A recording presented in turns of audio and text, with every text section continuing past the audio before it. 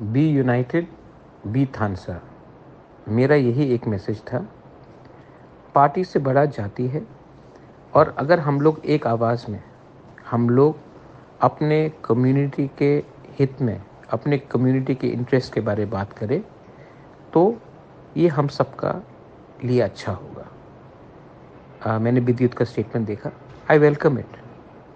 अगर कोई हमारे कम्युनिटी के वेलफेयर के बारे पहले बोलता है और पार्टी के बारे बाद में बोलता है, तो इसमें कोई खराबी नहीं है। जहाँ में कोई कम्युनिटी के थानसा के बारे बात करे, मैं उसको वेलकम करता हूँ। मैंने जो कहा है वो मैं करूँगा।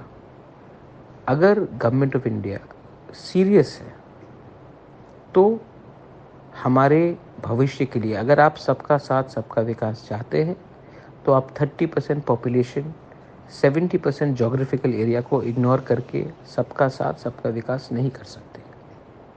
1 साल से हम लोग वेट कर रहे हैं। मैं 10-11 दिन दिल्ली में बैठा रहा। अगर आप सीरियस है तो बात कीजिए, अगर सीरियस नहीं है तो हम अपना रास्ता खुद चुनेंगे। लेकिन कम्युनिटी को कुछ देना पड़ेगा।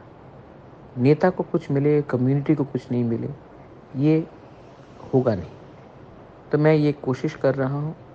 आई हैव अगेन सेड, आप प्रार्थना कीजिए, प्रे कीजिए, महाराज के लिए नहीं, कि हमें कुछ मिले। हमने हमेशा तिपरासा कम्युनिटी को हमेशा साइडलाइन करके हमें डेवलपमेंट नहीं दिया गया। TTADC में उस दिन सब जोनल का जब मैंने लाइन देखा, कष्ट मुझे हुआ। 27,000 लोगों ने 100 नौकरी के लिए अप्लाई किया, 110 नौकरी के लिए। कितना बेरोजगारी है। अगर हम लोग गरीब रहेंगे तो हमारा बच्चा का शिक्षा कैसे मिलेगा। आज हम लोग हानि भुसा होके भी भूमिहीन हैं। अगर नेशनल हाईवे बनता है, रोड वाइडनिंग होता है, कहीं में कोई प्रोजेक्ट आता है, तो हमें कॉम्पनसेशन नहीं मिलता, क्योंकि हमारे नाम में ज़मीन रजिस्टर्ड नहीं है। ये कौन सी नॉर्थ ईस्ट में जगह है जहाँ में इंडिजिनस पीपल को अपने ही ज़मीन में परमिशन चाहिए अपना घर बनाने के लिए, कॉम्पनसेशन के लिए। तो ये सब चीज़ बहुत इम्पोर्टेंट है। सब लोग टेक्निकल पॉइंट में जाते हैं, मुझे प्रैक्टिकल पॉइंट देखना है कि हम अपने बच्चे का भविष्य कैसा ठीक करें। पॉलिटिकली आप देखेंगे कि हम लोगों का पॉलिटिकल राइट्स क्या है, कुछ नहीं।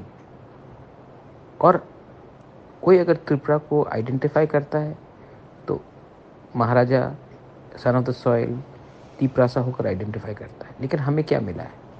आज अगर टूरिज्म को प्रमोट करना है तो नीर महल, उज्जैनता पैलेस, माताबारी किसने बनाया? वो हमारे पूर्वजों ने बनाया, हमारे लोगों ने बनाया। लेकिन पैसा कौन कमा रहा है? 86 से बाहर स्टेट गवर्नमेंट कमा रहा है। उसका कुछ शेयर तो हमारे पास आना चाहिए। ONGC, गेल, ऑयल इंडिया एक्सप्लोरेशन करता है, हमको कितना परसेंट मिलता है? 30%, जबकि 100% एक्सप्लोरेशन हमारे एरिया में होता है।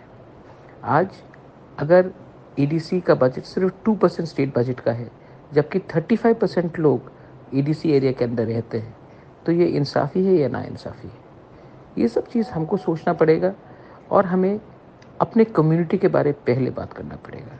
जिस दिन कम्युनिटी पॉलिटिकली, इकोनॉमिकली और लैंड वाइज सिक्योर होगा, तभी हम बराबर होकर बात कर सकेंगे।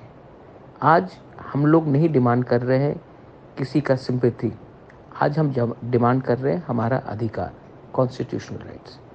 अगर कोई सीरियस है तो बात करें। अगर सिर्फ आपको पॉलिटिक्स ही करना है और आप सीरियस नहीं हैं, तो थैंक यू वेरी मच, लेकिन आई एम नॉट इंटरेस्टेड। जवाब उनके कोर्ट में है। अगर वो देंगे तो हम जाएंगे, अगर नहीं देंगे तो इतने साल अकेला लड़ा है, अकेले ही लड़ेंगे। लेकिन कम्युनिटी को इस बार कुछ ना कुछ तो देना है, और वो भी राइटिंग में देना है। सिर्फ मुंह बोलने से कुछ नहीं होगा, आप राइटिंग में कुछ दीजिए, हम 100% विचार करेंगे। राइटिंग में नहीं देंगे तो क्या गारंटी है कि कल फिर से हमारे संग थकाई ना हो। ये मेरा मैसेज पूरे तिपरासा को है, ना कि सिर्फ तिपरामथा को। IPFT को है, BJP जनजाति मोर्चा को है, ST सेल को है, आप पॉलिटिक्स इस बार मत कीजिए।